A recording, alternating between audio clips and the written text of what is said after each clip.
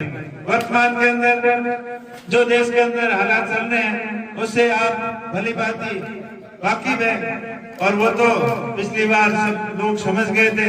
इन्होंने बोला था चुनाव के तुम्हें आपको याद होगा कि इस बार 400 सीट दे दो, हम संविधान ही बदल देंगे। लेकिन भारतीय जनता ने समझदारी दिखाई और उनको आधे पे ले जाके होगा। दूसरी बात, अभी जो SIR की बात चली, SIR के समय में भी बहुत ज्यादा बूथों के ऊपर SC, ST और माइनॉरिटी और जो जागरूक कम थे लोग उनके नाम काटने की कोशिश की।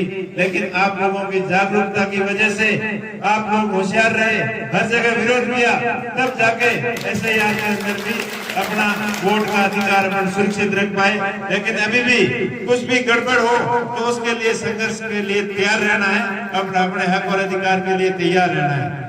और हाल ही में मनरेगा जैसी जो योजना थी, जो पूर्ववर्ती सरकार ने हमें राइट टू एजुकेशन दिया और रोजगार का अधिकार दिया, उसी कड़ी के तहत रोजगार का अधिकार को कमजोर करने की नियत से अभी जी राम जी नई जो योजना लेके आए उसका भी पूरे देश के अंदर विरोध हो रहा है। अपने क्षेत्र में भी अपने विरोध किया, क्योंकि जो आम लोगों को रोजगार मिल रहा था उस रोजगार को छीनने का ही काम सरकार कर रही है।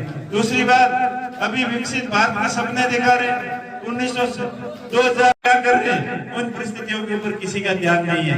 आज किसान परेशान है, युवा बेरोजगार है, रोजगार के लिए दर की नौकरी खाने पड़ती है, इधर उधर भटकना पड़ता है।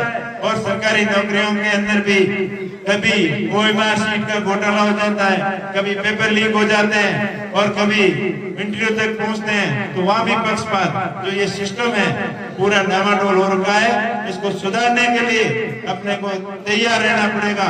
अपने हक और अधिकार के लिए संघर्ष के लिए हमें तैयार रहना पड़ेगा। आज शिक्षा की बात करें, कहने को तो बहुत सारे कॉलेज खोल दिए, बहुत सारी स्कूलें हैं, लेकिन स्कूलों के अंदर अध्यापक नहीं है, कॉलेजों के अंदर प्रोफेसर नहीं है पढ़ाने के लिए, और सरकारी पद जो ज्यादातर पर खाली पड़े हैं। चिकित्सा विभाग की बात करें तो हॉस्पिटलों के अंदर डॉक्टर नहीं है, इक्विपमेंट नहीं है, वहाँ जांच करने की जो मशीनें नहीं है।